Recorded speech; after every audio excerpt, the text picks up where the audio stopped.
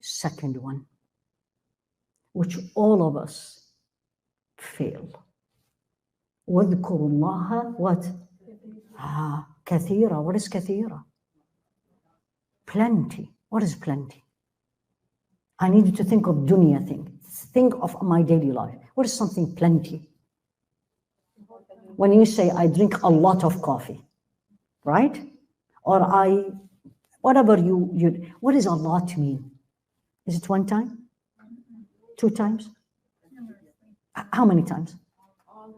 All the time. All the time, right?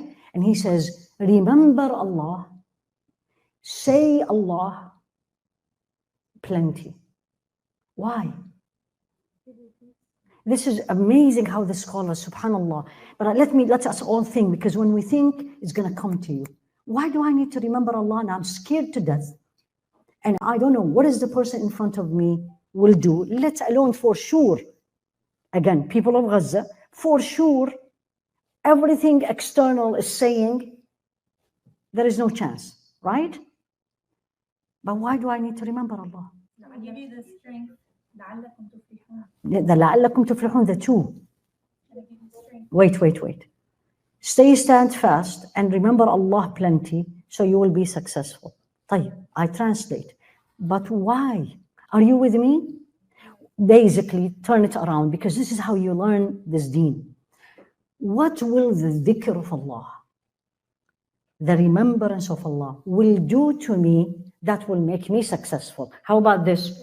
I'm turning the question, right? So he said you will be successful. لَعَلَّكُمْ in the Quranic terminology is not you may be. He may be translated to you may be. But in the Quranic language, you will. It's for sure. Now the question, what is the dhikr? Convince those that you say, Ya Allah, Subhanallah, Astaghfirullah, Ya Rabbi, help, and they will stay strong. You and me maybe, because we grew up on it. But convince somebody who was born, raised here, you say Astaghfirullah and you stay strong. Really? Why? أَلَا بِذِكْرِ اللَّهِ تَطْمَئِنُّ الْقُلُوبِ. I will gonna feel, verily by the remembrance of Allah, the heart will reach serenity. But you can tell me, what does serenity has to do with me being successful? You're right, I'm trying to take you deeper, because once you understand the connection, the action will come right away and will become natural. In anything you are afraid or worried or unsure or feeling anxious or feeling unstable, the remembrance of Allah, they say the following, and this is from Imam al-Qurtubi, which I really loved. I even put it. Number 1, he said, this dhikr of Allah subhanahu wa ta'ala, he said, the dhikr, the remembrance of Allah, any word, Ya Allah, Subhanallah, Astaghfirullah, use your word, use your language, doesn't matter. Number 1, he said, when I and you are scared or anxious, which part of my body is scared? The heart. And this is exactly what it says. ذِكْرُهُ يُعِينُ عَلَى الثَّبَاتِ فِي الشَّدَائِدِ. The remembrance of Allah, in general, help calm the heart because of the verse. Verily, with the remembrance of Allah, you feel calm. And I'll share with you something happened to me very recently in the weekend. Now, number 2. So my heart is now calm, but nothing changed outside. See, I'm making you think, you're all looking at me, it's like, what is she saying? Right? Because our problem, please forgive me, we just memorize things. We don't go deeper. It's when you go deeper, it's going to have a profound effect on you, and you will have the yaqeen, the certainty. So he said, القلب لا يسكن عند اللقاء إلا بحركة اللسان. The heart will not stay calm and serene if the tongue is afraid. He's making the connections.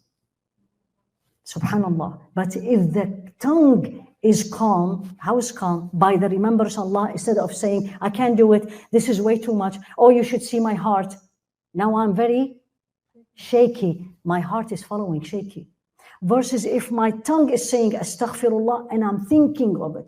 Subhanallah, and I'm thinking of it. You know why you may have doubt in what I am saying? Can I say it and you're gonna show up next week? Because we don't do it. We don't do it. Where is the dhikr in our daily life? In our daily life. I haven't tried it, but if you tried it, wallahi and by Allah, and I've tried it 2 times. Is one time I was extremely sick in the plane when I was coming back, sick like a dog, right? And I had a fever and bone pain, and you're talking about international flight.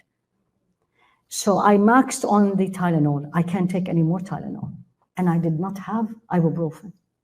So I called the flight attendants and she said, I'm sorry, but the rules, we don't have it in the plane. And I do have it in my purse. She was very honest, but I can't give it. That's the rules. That's the rules. Okay. There is another 8 hours to get here. And the only thing I remembered, كم أجعل من صلاتي لك? How much of my time I keep it for your salah ala nabi? And the hadith came to my mind. تكفى همك. If you're going to do it all the way, your worries will be removed. And for the next 2 hours, I was doing only salah ala nabi. I don't have anything else left, nothing. So what happened? Did I feel better? No, because I'm still having fever. But what happened? The nurse the other flight attendant came to me and says, are you okay? I said, no, I am not. I just need ibuprofen. She looked at me and says, listen, I'm not supposed to give it to you, but I will give it to you.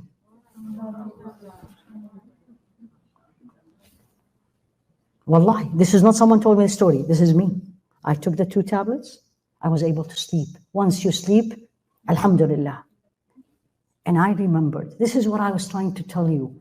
When we know, أَلَا بِذِكْرِ اللَّهِ تَطْمَئِنُّ الْقُلُوبِ, yeah, by the remembrance of Allah, hearts get serenity. But when did you practice it? In daily life. When you practice what you are learning, is going to come to you when you really need it without even thinking.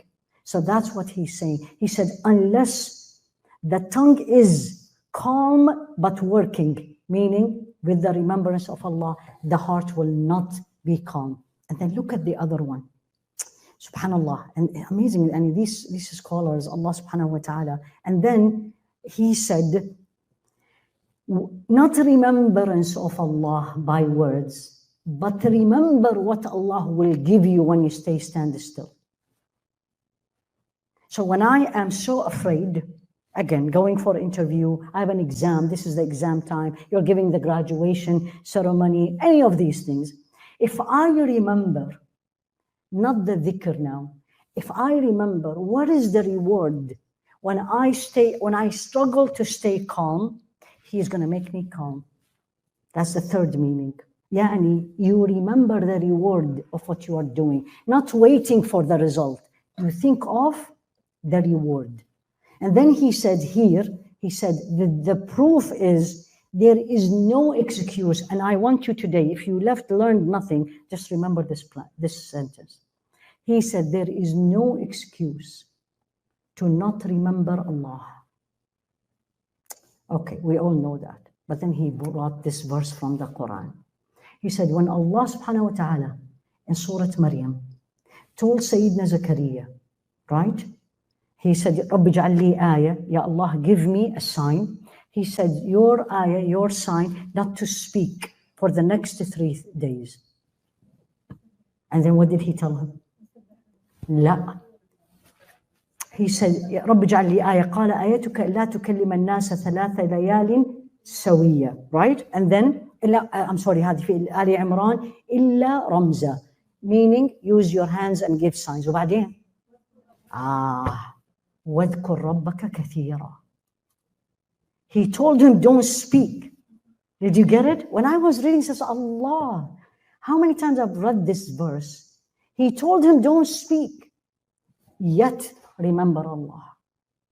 If we all in this room, in our daily life, make the dhikr a practice. If I ask anyone in this room, what is the thing that we do it without even thinking? It's a habit. What is it? For the youth, check your phone 1,000,000 times a day. Right? Nobody texts you. لا بس أنت you're checking. Right? True? طيب. For the not very young, but youth in heart. What is the thing we do it without even thinking? Your 9 o'clock coffee, your breakfast, right? Quickly getting up because you have to go to work. You don't think of it. You don't think of it. You need to go to work, right? That's habit. But for dhikr to come, what do I need to do? Put everywhere, or in the car, or in here, or reminder, and Allah knows how much. That's the change. If it becomes part of my life, becomes natural. For example, many of us Muslim, walillah alhamd, when we say something beautiful, what do we say? Subhanallah. Or when you are surprised, Subhanallah. I didn't have to think. It just came, right? Or someone tells you, you did that, and say, Astaghfirullah. Right? What is that? Natural.